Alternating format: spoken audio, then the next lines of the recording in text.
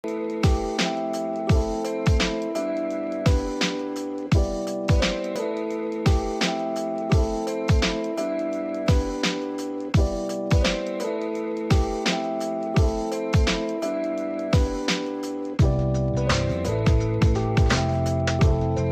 pessoal, aqui é o Bruno Garcia para mais um vídeo para o canal JTF Aulas, e hoje eu estou aqui no Cincinnati College, aqui em Cincinnati, com o diretor dos estudos de jazz, Scott Belck.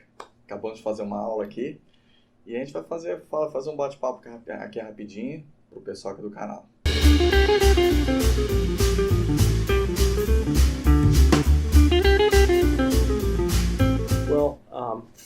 For choosing a mouthpiece, it really depends on the type of music that you're playing and the setting, for me at least, the setting of the performance.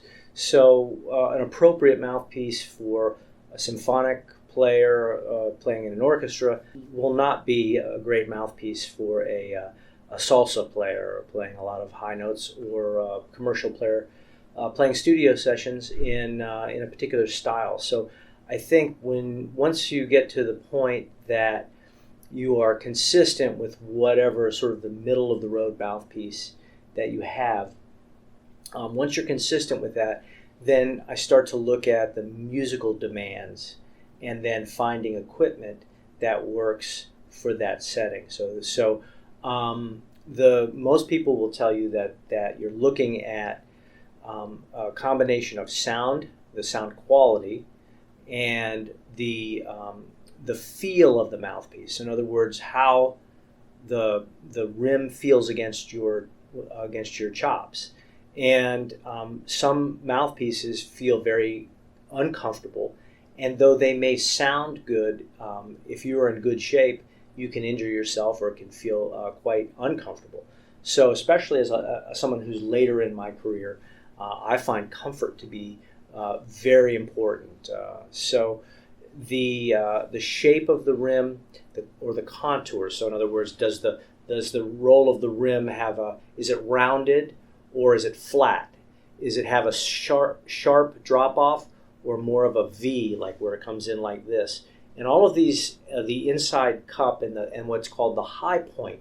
Where is the high point of the rim? So if the high point of the rim is more towards the cup, it's going to feel tight. It may feel tighter to you. If this area is very steep, it may feel sharp, and that sharpness may help with articulation. All right, so we have the shape of the rim, the width of the rim, and the literal width of the outside of the rim, how much surface area it has on the lip. A little bit wider rim tends to be, for most people, a little bit more comfortable. But there are always trade-offs. There's always something that you give this and you take that. And so the width of the rim, the shape, the high point, and then the diameter of the cup, how far it is across on the inside of the cup. So you have the cup here. And those, the larger your chops are, you may find that you need more room for your lips. If you have thinner lips like I do, or if you're a smaller person, you may be able to use a smaller mouthpiece. And it's about, I've heard people say it's like shoes. Different people, different feet, different shoes. So then we go by sound quality. There's also the shape of the bowl.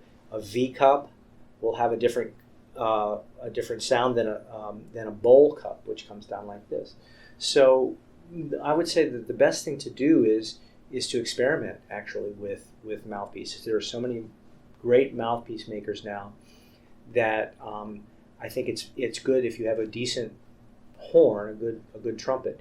It's much less expensive to experiment with mouthpieces and to see what helps you to play the music with the least amount of damage to yourself with the maximum musical results.